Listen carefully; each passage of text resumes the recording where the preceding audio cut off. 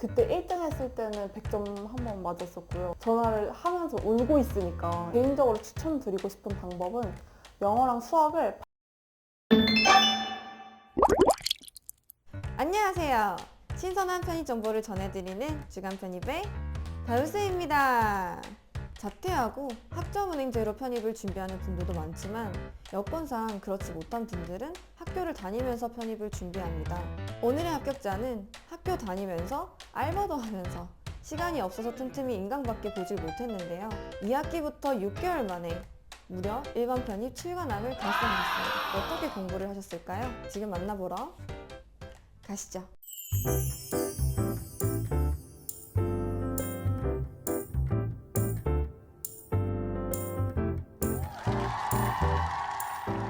네, 안녕하세요. 안녕하세요. 네네, 자기소개 한번 해주시겠어요? 안녕하세요. 이화여자대학교 건축학과 일반 편입으로 합격한 20학번 이정현입니다. 와, 이화여대 일반 편입 합격? 근데 원래는 그러면 학교가 어떤 학교였어요? 원래는 충남에 위치한 그냥 지방 사립 4년제 대학교였어요. 그러면 베이스가 어떻게 되셨죠? 제가 반수를 하고 편입을 한 경우인데 영어는 3등급 정도였어요. 근데 이제 편입을 결심하게 된 계기가 있으세요? 우선 제가 반수를 결정한 것도 학벌에 대한 스트레스가 있었고 학교가 충남에 있다 보니까 전시회 이런 거를 많이 경험할수록 유리한 학과인데 맞아요, 맞아요. 그런 거를 접하기가 어려워서 수도권으로 이제 학교를 진학하고자 해서 편입을 결정하게 됐습니다. 아, 그럼 학교를 2학년까지 다니고 편입을 하시는 거예요? 병행했어요. 2학년이랑 생활이랑? 비대면 수업이 조금 많아져가지고 코로나 때문에 그래서 2학년 학교 병행으로 같이 편입도 진행했습니다.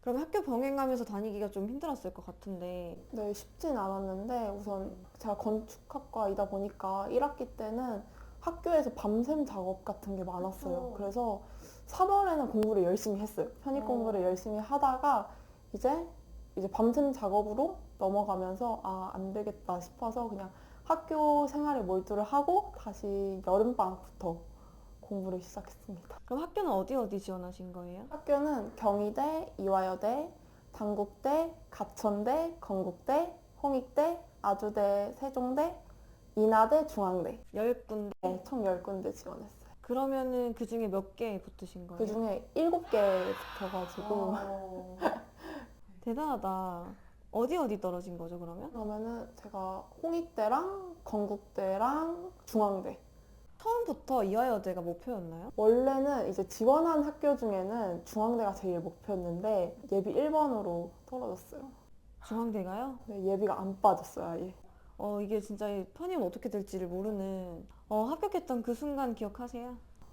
제가 그날 이제 부모님은 여행 가시고 언니들은 근무하고 있었어요. 그날이 발표 날인지 아무도 모르고 저만 알고 있었는데 알바 그날따라 담당자님이 그냥 오늘 4시에 퇴근해라. 발표가 5시인데.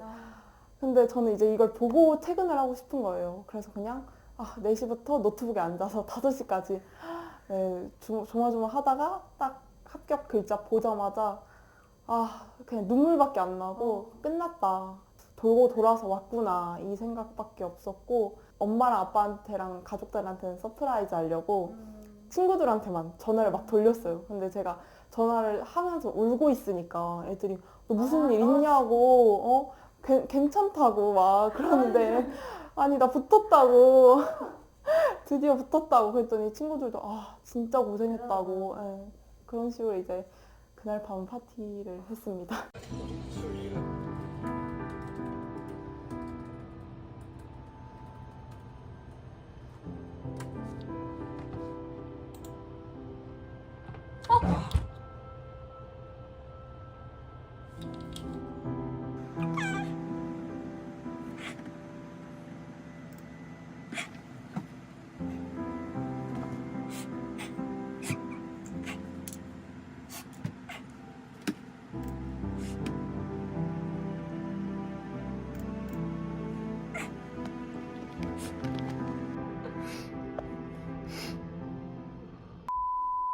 편입 준비는 그럼 어떻게 하신 거예요? 아까 말씀드린 것처럼 1학기 때는 이제 학교 나가는 것 때문에 3월에 인강을 끊고 3월만 듣고 6월, 7월까지는 안 듣다가 이제 여름방학부터 인강을 싹 듣고 그리고 이제 11월, 12월에 이제 시험 분위기를 체감하고 싶어서 학원 모의고사를 등록했습니다. 그럼 학원을 안 다니신 거예요? 2달만 11월이랑 12월 시험만 보러 다녔어요. 해설해주고 기출하는 반만. 그러면 영어 수학을 다 인강으로 들으신 거예요? 네, 영어랑 수학은 둘 다 인강으로 듣고 학원도 수학만 다녔어요. 영어는 이제 다닐 체력이 안 될 것 같아서 그 시간에 수학 공부에 몰두하자라는 마인드였어가지고 그럼 인강을 고를 때 뭔가 기준이나 정보를 얻었던 거나 그런 팁이 좀 있어요? 학생들의 평가, 후기 그런 거 많이 보고 결정했어요. 그러면 그 선생님 있는 학원을 등록을 했겠네요. 네, 저는 같은 선생님 커리큘럼 따라서 이제 학원도 맞춰서 등록했어요. 계속 집에서 인강 보시다가 어쨌든 학원을 끝엔 가봤잖아요. 어땠어요, 가보니까? 일단 학원 가면은 시험 보는 분위기다 보니까 분위기 자체가 달라요. 그리고 아침 9시에 문을 열어서 자리를 선착순으로 잡는 건데 이제 그것도 치열해가지고 저는 집에서 거의 6시 반 이렇게 나갔었거든요. 근데 확실히 인강으로만 하는 거랑은 다르긴 해요. 왜냐하면 다른 학생들 하는 걸 이제 볼 수도 있고 시험 분위기를 느낄 수 있으니까 훨씬 도움이 되는 것 같아요. 모의고사 성적이 어땠어요? 처음 모의고사를 봤을 때는 그래도 상위 10% 안에 들었었거든요. 와, 근데 이제 중위권, 전 중위권이니까. 근데 이게 볼수록 떨어지는 거예요. 이제 그때 살짝 슬럼프가 왔어요. 이제 10%대였는데, 이제 30%대까지 떨어지니까, 안 되겠다 싶더라고요. 근데 그냥 그때 할 수 있는 거는 복습밖에 없으니까. 이제 마지막 시험 때는 1등도 한번 찍고 내려왔습니다. 몇 점 정도 하면 도대체 학원에서 1등을 하는 거예요? 그때 1등 했을 때는 100점 한 번 맞았었고요. 그럼 경희대를 보셨다는 거는 또 토익도 준비를 하셨다는 건데 토익 점수는 몇 점 나왔나요? 토익은 별로 높지 않은데 600 후반 정도였어요. 그래요? 이번에 경희대 전형이 바뀌어서 이제 수학 시험 90%랑 공인 영어 10%로 들어가는데 이제 10%가 엄청 크다라고 느껴질 것 같은데 토익에 준비하는 시간보다 수학 한 문제를 더 맞추는 게 훨씬 유리하기 때문에 저는 그럼 토익도 그냥 평소에 하다가 리스닝만 그냥 따로 하고 바로 친 거예요? 거의 일주일만 하고 했어요. 600 후반 나왔을 때 그냥 그만하고 수학을 차라리 더 하는 네, 거예요? 근데 저도 솔직히 600 후반이 안정적인 점수가 아니어서 고민을 엄청 많이 했어요. 근데 교수님이 영어를 할 시간에 수학을 해라. 네, 그때 이제 수학 비중에 9를 둔 시점이어가지고 여기서 흔들리면 수학 점수도 안 잡히고 오히려 막 경희대 하나 때문에 네, 몰두하기가 힘드니까 그냥 수학에 집중하자 이래서 수학에 집중했습니다. 그건 또 수학 점수가 워낙 좋으셨으니까 끝까지 이제 밀어붙이자 이런 전략이었던 것 같긴 하네요. 일단 학원 가기 전에 혼자서 이렇게 공부하실 때 루틴이 어떻게 됐었어요? 일단 여름방학 때는 학교 수업 자체가 없으니까 아침 6시에 일어나서 밤 12시에서 1시쯤 자는 걸로 이제 계획을 짜고 14시간에서 이제 15시간 공부 시간을 유지하고 학교 병행할 때는 많으면 11시간 정도였고 이제 평균 9시간 유지하려고 했어요. 근데 아침에 일어나서 일단 제가 영어를 하기 싫어했었던 성격이라서 오전에는 오로지 영어에만 투자하자. 이제 후반부에는 제가 늦게 시작한 만큼 개념 같은 거 보고 이제 인강 듣고 문제풀이 한 다음에 저녁 먹고 그 남은 시간 동안은 오로지 복습하거나 누적 복습을 좀 많이 했었던지라 누적 복습하고 간단한 모의고사 같은 거는 틈틈이 봤어요. 15분짜리 이런 걸로 봐서 제가 실력이 어느 정도에 있구나 정도를 파악했고 그러면 스스로 루틴을 지키면서 새벽에 일어나서 영어 공부 오전에 하고 뒤에는 수학 인강 듣고 누적 복습하고 12시까지 매일매일 거의 그렇고 이제 주말마다는 휴식을 조금씩 그걸 점점 줄여가긴 했는데 주말은 휴식하고 평일에 열심히 공부하시는 걸로 좀 그렇게 끝까지 할 수 있었던 원동력이 뭐였을까요? 가족들이 있었으니까 제가 좋은 결과를 얻을 수 있었던 것 같고 그리고 제가 반수하고 막 공부하는 시간이 되게 길었어요. 근데 항상 주위에서 친구들이나 선생님께서 너는 할 수 있다. 너가 왜 못하냐 라는 지지해줬던 사람들이 있으니까 좋은 결과를 얻을 수 있지 않았나 싶습니다.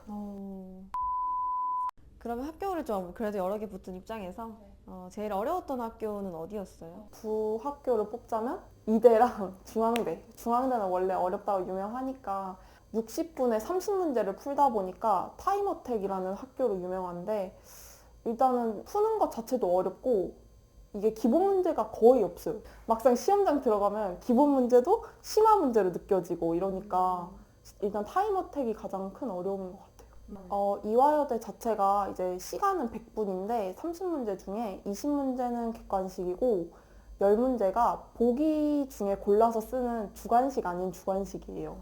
보기가 이제 20개에서 30개 정도 있고 10문제가 이제 중복될 수 있거든요, 답이. 그래서 그거를 이제 조심해야 되는데 이제 그 부분이 조금 다른 학교랑 차이점인 것 같아요. 특히 주관식이 있다는 거.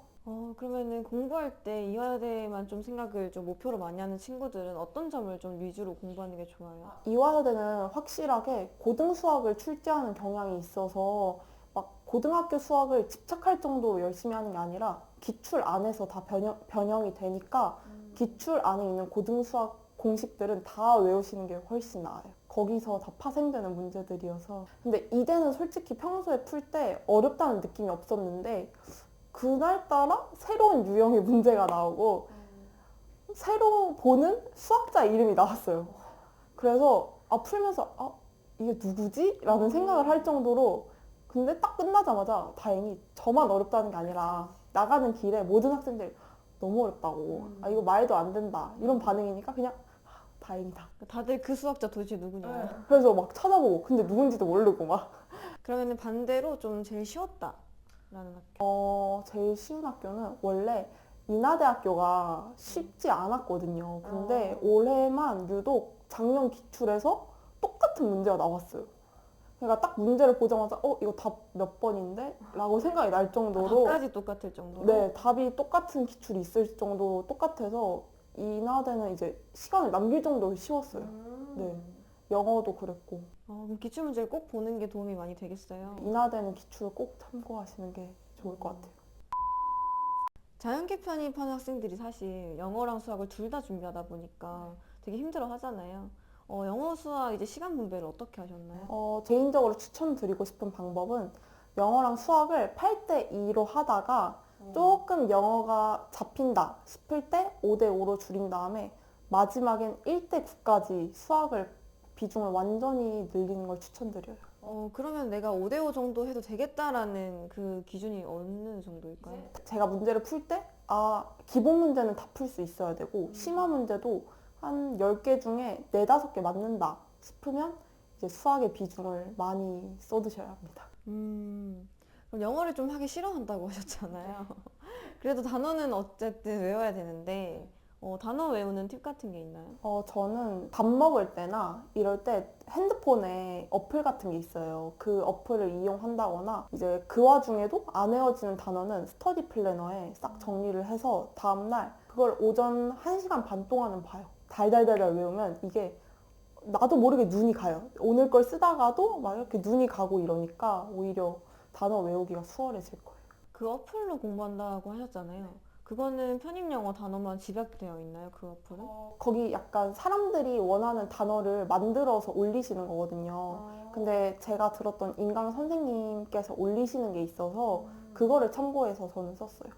그럼 어플에서 뭐 소리까지 나오거나 그런 거? 네네, 소리까지 들을 수 있어요. survey, 발음 같은 거나 그리고 약간 낱말 카드 형식이어서 제가 누르면 답을 볼 수 있고 그러니까 오히려 밥 먹을 때 한 입 먹고 이 단어 뭐였지 생각한 다음에 이렇게 눌러서 답 보고 이거였구나 이런 느낌. 최첨단 방법이네.